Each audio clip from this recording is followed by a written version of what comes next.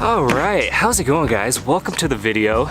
Welcome to part 2 of the Ronin-S review. So, let me just get a little bit more comfortable here. All right, guys, so welcome to part 2 of the Ronin-S review. If you haven't seen the first video, I'll link it up in the description, the unboxing, going through kind of what you get with this whole gimbal and all this fun stuff.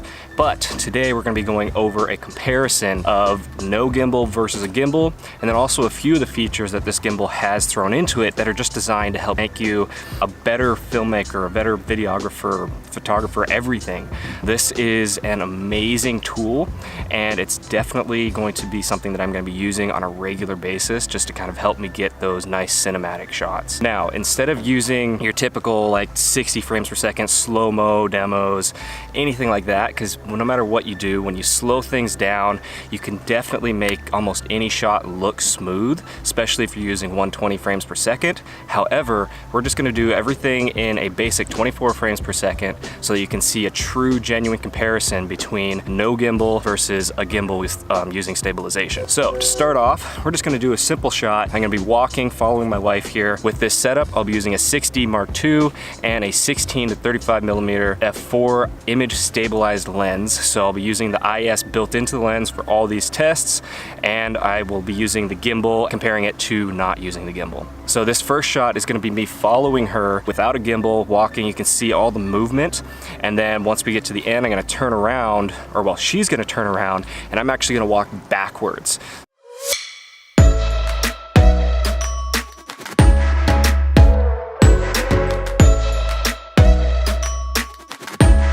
So generally walking backwards is pretty difficult to keep a nice steady shot.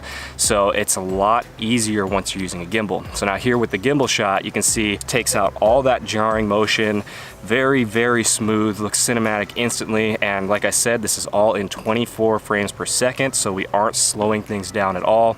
This is natural real-time speed.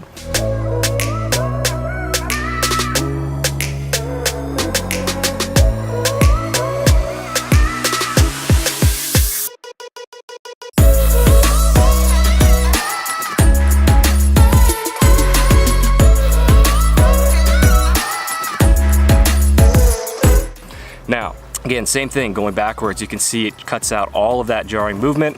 However, the difficult part comes in keeping your subject in focus when you're moving backwards, because you don't want to run into any trees like I almost did in a couple of these shots. Next one, you're going to see me running and following my wife, and then running backwards as well without the gimbal.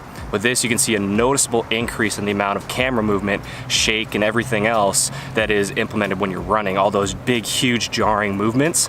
And then after that, you're gonna see with the gimbal exactly how smooth this makes it.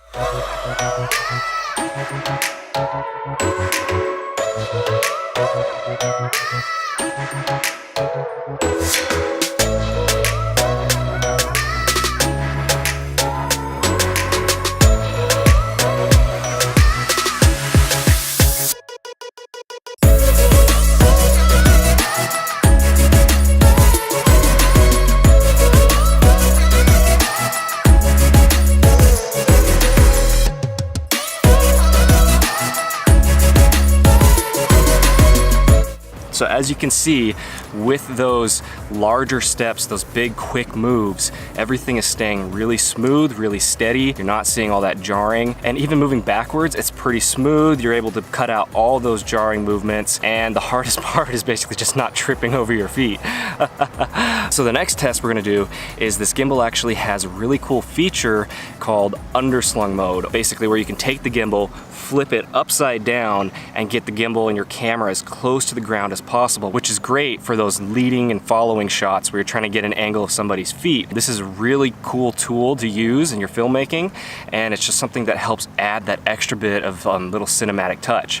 Now, first you'll see these shots without the gimbal. So again, I'm having to bend over here. You can kind of see from the side view how much I'm having to bend over to keep the camera as low as possible, and even then I'm not able to get it super low to the ground. And on top of that, we're getting a lot more jarring movement even when I'm just walking.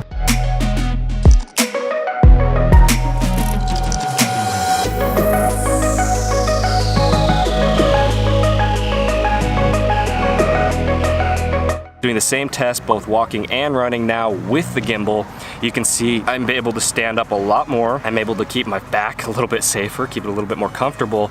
And then I'm also able to get those super nice follow shots and then those leading shots of the feet. And you can even see here a few dogs playing around in the background and everything.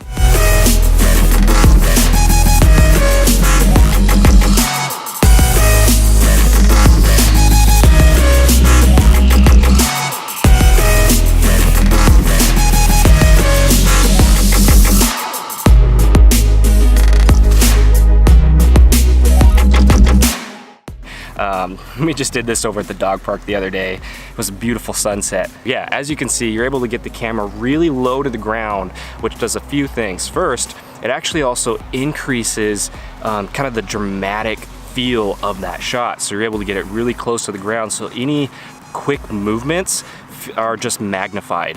Everything feels so much faster, a lot more intense.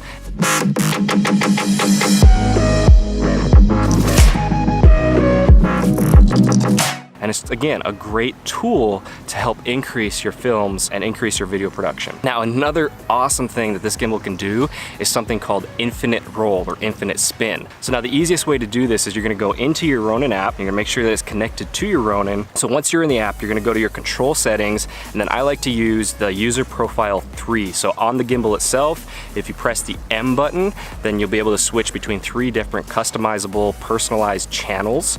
And with these, you can control all the different motion parameters, speed, various things like that. But for this one, we're gonna use channel 3. And then once we get into our control settings, we're gonna open up channels window. From there, you wanna go to channel 1, make sure that's set to tilt. Channel 2, you wanna set to not applicable. So basically turn off channel 2. And then channel 3, you're gonna set to roll. Now all of these, you're also gonna leave them at normal instead of reversed. And from there, you're basically ready to set up and run with infinite spin or infinite roll, however you want to call it. And then the way you're going to do this is you're basically going to take that gimbal, get it parallel to the ground as possible, double click that trigger so that it recenters itself, and then you can turn the joystick left or right, and it's going to spin in that direction, and it's just going to keep spinning. Now with this, it is a little bit difficult to keep it leveled. You want to make sure that it is as level to the ground as possible. Otherwise, the second you start spinning, it's going to get off axis and it's going to look kind of weird. So keeping it level is the big key to make this movement work. And again, this is just another one of those features of the gimbal that helps you take your filmmaking skills from here all the way up here. So it's just something that is absolutely amazing. Definitely something I love and I'm going to be using a lot more, as you guys probably saw already in this video. As always, I hope you guys have enjoyed the video. Don't forget to smash that like button. Give this video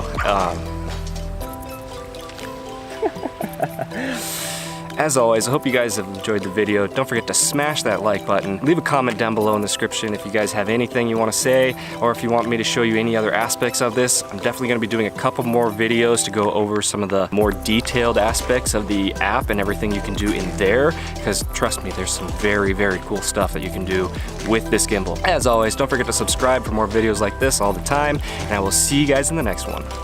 Bye.